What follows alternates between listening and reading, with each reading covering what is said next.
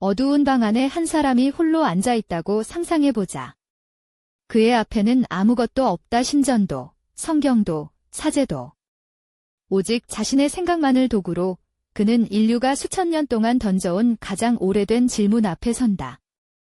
신은 존재하는가? 그리고 나는 그것을 이성만으로 알 수 있는가? 이 질문은 단순해 보이지만 수천 년 동안 인류의 가장 뛰어난 지성들을 분열시켰다. 어떤 이는 이성의 힘만으로 신에게 다가갈 수 있다고 주장했고, 어떤 이는 그것이 근본적으로 불가능하다고 반박했다. 두 진영의 논쟁은 오늘날까지 어느 쪽도 완전한 승리를 거두지 못한 채 열려 있다. 이 논쟁의 뿌리는 고대 그리스로 거슬러 올라간다. 기원전 4세기 아리스토텔레스는 이 세계를 주의 깊게 관찰하면 그 배후에 있는 최초의 원인을 논리적으로 추론할 수 있다고 주장했다. 그는 그 존재를 스스로는 움직이지 않으면서 모든 것을 움직이는 자, 이른바 부동의 동자라고 불렀다. 성경도 계시도 없이 오직 사유의 힘만으로 도달한 결론이었다. 수백 년이 흐른 뒤 중세 유럽의 수도원 서재에서 이 사유의 전통은 새로운 생명을 얻었다. 스콜라 철학자들은 이성의 힘으로 신을 논증하려는 시도를 멈추지 않았다. 그들에게 이성과 신앙은 서로의 적이 아니라 같은 진리를 향해 나아가는 두 개의 다른 도구였다. 이 전통의 정점에 토마스 아퀴나스가 등장한다. 13세기, 그는 신의 존재를 증명하는 5가지 논거를 체계적으로 정리했다. 운동의 논증, 인과의 논증, 우연성의 논증, 완전성의 논증, 목적의 논증. 이 5가지 길은 각각 이 세계의 현실에서 출발해 신이라는 결론에 도달하는 이성적 경로를 그려보였다. 그는 이성이 신을 향해 뻗을 수 있다고 믿었다. 자연신학의 핵심 주장은 이것이다.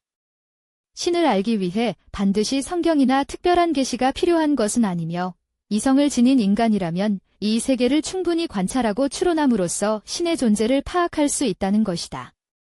17세기와 18세기, 이 입장은 더욱 정교해졌고 신학자들뿐 아니라 자연과학자들 사이에서도 설득력 있는 견해로 받아들여졌다. 그러나 모든 이가 이 낙관을 공유한 것은 아니었다. 계시신학의 전통은 처음부터 인간 이성의 능력에 근본적인 의문을 품어왔다. 인간은 이미 도덕적으로 타락한 존재이며 그 이성 역시 편향되고 왜곡되어 있기 때문에 이성이 독자적으로 도달한 신은 진정한 신이 아닐 수도 있다는 것이 이 진영의 핵심 주장이었다. 20세기 초 스위스의 신학자 칼 바르트는 이 논쟁에 강력한 쐐기를 박았다. 그는 자연신학 전체를 근본적으로 거부하며 인간 이성이 구성해낸 신은 결국 인간 자신의 욕망과 두려움을 투영한 것에 불과하다고 주장했다. 신을 알 수 있는 유일한 길은 신이 스스로를 드러낸 계시, 그 정점에 있는 역사적 사건뿐이라는 것이 그의 논지였다. 자연신학 진영이 내세우는 가장 오래된 논거는 우주론적 논증이다. 이 세계의 모든 것에는 원인이 있고 그 원인에도 또 다른 원인이 있다. 그런데 이 인과의 사슬이 무한히 거슬러 올라갈 수는 없으므로 반드시 스스로는 어떤 원인도 갖지 않는 최초의 원인이 존재해야 한다는 논리다. 그리고 그 최초의 원인이 바로 신이라는 것이다.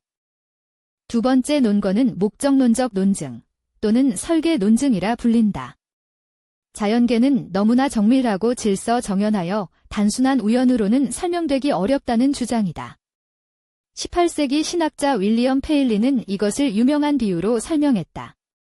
황무지에서 정밀한 시계를 발견한다면 우리는 그것을 만든 시계공의 존재를 자연스럽게 상정하게 되는데, 이 우주라는 정교한 기계 역시 그것을 설계한 누군가를 암시한다는 것이었다.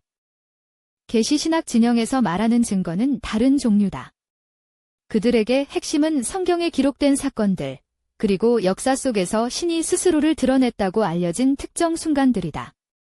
이 전통에 따르면 인간의 이성은 원래 신을 인식하는 능력을 갖추고 있었지만 도덕적 타락 이후 그 능력이 손상되었으며 오직 외부에서 주어진 계시만이 그 손상된 인식 능력을 바로잡을 수 있다고 추정된다. 그러나 자연신학의 논거들은 강력한 반론 앞에 흔들린다. 그중 가장 오래되고 무거운 것은 악의 문제다.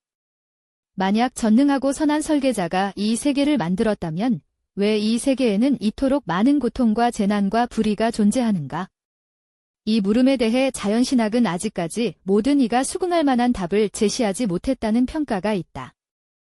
이제 이 오래된 논쟁에서 제시된 세 가지 가설을 차례로 살펴보자. 첫 번째 가설은 인간의 이성만으로도 신에 도달할 수 있다는 입장이다. 우주론적 논증, 목적론적 논증, 그리고 도덕 논증 등이 이 가설을 지지하는 논거로 제시된다. 이 가설이 옳다면 특정 종교나 성경에 접근하지 못했던 인류도 이성적 사유만으로 신의 존재를 인식할 수 있어야 한다. 그러나 이 첫 번째 가설에는 설명하기 어려운 한계가 있다. 이성의 논증들이 신의 존재를 가리킨다 해도 그것이 어떤 신인지 인격적 존재인지 인간의 삶에 관여하는지 아닌지 대해서는 아무것도 말해주지 못한다는 비판이다. 더불어 수천 년 동안 동일한 논증들이 반복적으로 제시되어 왔음에도 인류가 합의에 도달하지 못했다는 사실 자체가 이 가설의 한계를 드러낸다는 시각도 있다. 두 번째 가설은 오직 계시를 통해서만 신을 온전히 알 수 있다는 입장이다. 이 가설에 따르면 인간의 이성은 아무리 정교하게 다듬어지더라도 유한한 도구에 불과하며 무한한 신에게 스스로 도달할 수는 없다. 마치 아무리 정밀한 지도라도 지도 자체가 목적지가 될 수 없는 것처럼 이성은 신에 대한 진정한 지식을 독자적으로 생산해낼 수 없다는 것이다. 그러나 두 번째 가설 역시 해소되지 않는 문제를 안고 있다. 만약 계시만이 유일한 길이라면 그 계시에 역사적으로 접근할 수 없었던 수많은 사람들의 운명은 어떻게 되는가라는 물음이 따라온다. 게다가 어떤 계시가 진정한 계시인지를 판별하는 기준 자체가 이성의 도움 없이는 성립될 수 없다는 역설적인 지적도 제기된다. 계시를 신뢰하는 행위조차 이미 이성적 판단을 포함한다는 것이다. 세 번째 가설은 두 접근이 반드시 적대적일 필요가 없다는 입장이다. 일부 신학 전통에서는 자연신학이 계시신학의 틀 안에서만 비로소 제 기능을 할 수 있다고 추정하기도 한다. 즉, 이성은 계시를 통해 올바른 방향을 잡은 뒤에야 이 세계 속에서 신의 흔적을 제대로 읽어낼 수 있다는 것이다. 그러나 이 절충안 역시 양쪽 진영 모두에게 온전히 받아들여지지는 못했다. 이성이냐 계시냐 이 물음은 수천 년이 지난 지금도 어느 쪽이 옳다는 명확한 결론에 이르지 못했다. 각 가설은 설득력 있는 논거를 가지고 있으면서도 동시에 그것이 설명하지 못하는 공백을 남긴다.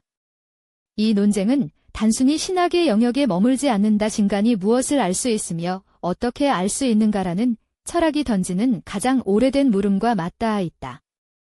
이 이야기를 들은 당신은 어느 쪽의 논거가 더 설득력 있다고 느꼈는가?